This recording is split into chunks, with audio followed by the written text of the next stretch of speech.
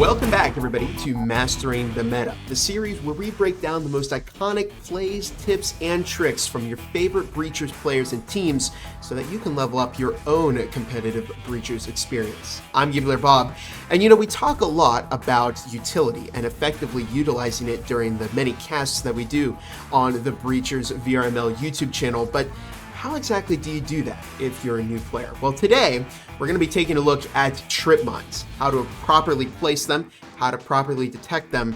But in order to do that, I think I'm going to need some help from a player, and I think I know just the person to talk to. So we'll be right back in game. All right, welcome everybody to the game. Now, in order to really understand how to use trip mines properly, I went and I got some help from probably one of the most qualified players in the VRML to use them. I mean, we all know Angel, but why don't you introduce yourself to us?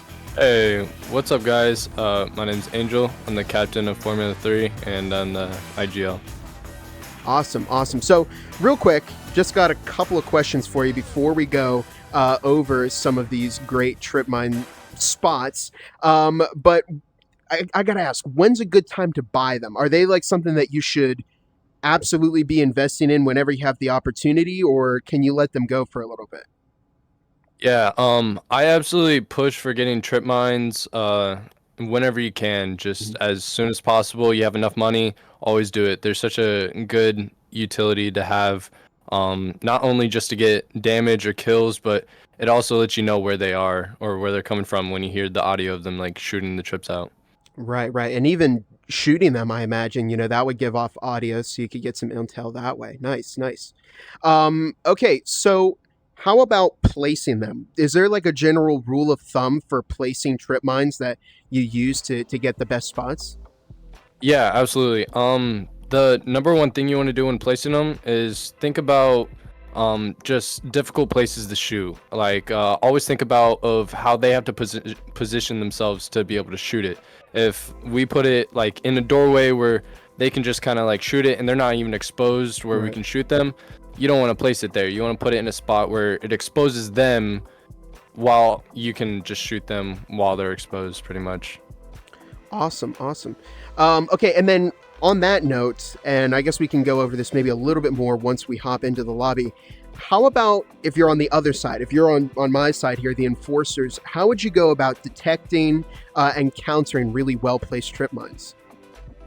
Yeah, so it really comes down to just map knowledge and learning on the basics, because almost every map has a default trip spot. Right. You just pretty much always got to expect a trip there. But from the enforcer perspective, you kind of just got to listen for the sound, and even some spots like you can't hear it, so you just got to bait it out, use some utility like a grenade to take it out, whatever you need to do. But I always like to do a rule of thumb, just always expect either someone knows where you are or the trips are going to get you. Awesome. Yeah. Well, I think we're just about ready to go. And all right, so the first spot here, what do you got for me? Yeah, so I got the trips over here for the wall. Got them nice and tucked over here. I like to keep them low enough, not too low, because sometimes it doesn't register. They'll just step right over it. So you want to give it the bottom one at least a little bit of raise, and the second one as close as possible. Good part about this one is it really doesn't matter if they expect it. You just hear the audio of them shooting it out, and you also can't bait it, which is really weird with this spot. But whenever you try to bait it, it still somehow do damage to you. Really? So. All right, I'm gonna. Whoop. Sorry, let me give this a quick try here. Oh yeah, you're right. Yeah, even if it's like a small amount of damage, it still does a pretty decent amount. Well, pretty decent, and it gives you the intel, right? It gives you the damage. Absolutely. Wow. Okay, that's a good spot for it. I didn't really think about putting it there, but yeah, even if you're, I know a lot of people make the mistake of, because they're checking out this angle over here and they're walking over, they would walk right into that and they wouldn't. Because when they're trying to take this site, this is the main wall that they like to try and blow, and a lot of people like to tuck in over here and whatnot, and even just like trying to do a quick foam, they're gonna run over it. And yeah. All right, nice. Well, I guess we'll go take a look at the second spot. I guess that means I have to die. All right, there we go.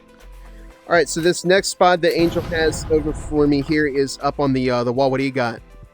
Yep, I got them right over here. We got it for this doorway, so when they drop hatch, paired with a static watching this doorway, you kind of force them to pick their poison here, so they can send someone here where we have someone watching whatnot to take this out so the guys can drop onto it, or they drone and they got info here, they want to push this guy. We got the trips right here to shut that down. Nice. Yeah, so I mean, yeah, either way you're going to get intel, you're going to get damage, you're going to slow them down at least a little bit here. And yeah, I actually have seen this used quite a few times in competitive play. You've gotten a kill with these before, right? Yeah, I've gotten multiple kills with these, I was gonna say. Yeah, so pretty interesting spot here. Now, can you bait this one out without taking any damage? I personally haven't tried it, but it's just such a tight angle that yeah, you can, but when you try to bait, you have guys in locker that are just ready to shoot, so they try not to expose themselves when they do that. Yeah, so on the subject of baiting, because we've talked about that, we've used that in one of the examples before. Let me just go through here. I mean, really, that's just the act of quickly moving your body and then moving into the trip mines and then back out so you can avoid as much damage as you possibly can. So here, we do that.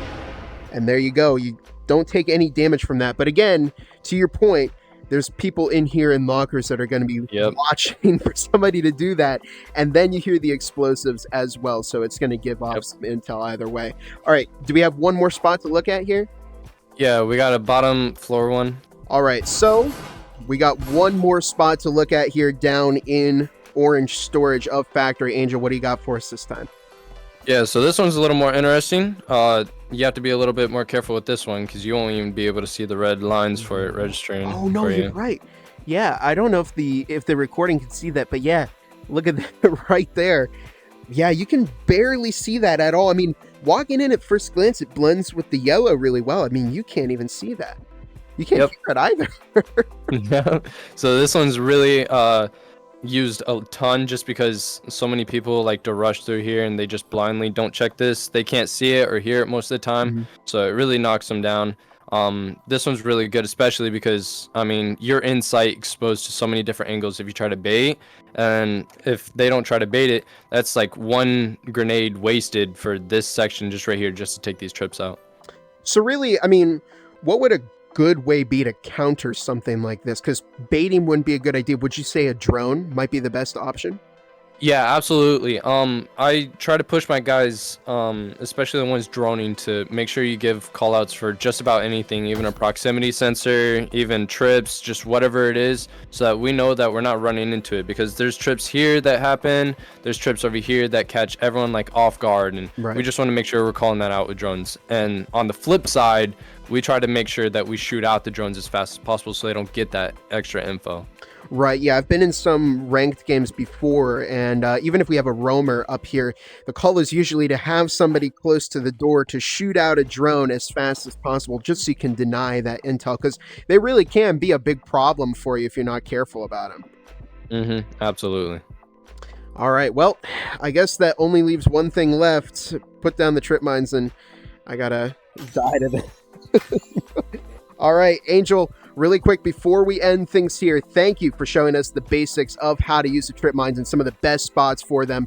Make sure you check out Formula 3 whenever they're casted because they are quite a good team. And hey, we might see you in the finals, in the playoffs, and maybe even at VRMLCon 2024. Until then, I'm GibularBob, and this has been Mastering the Meta. Have a great night, everybody.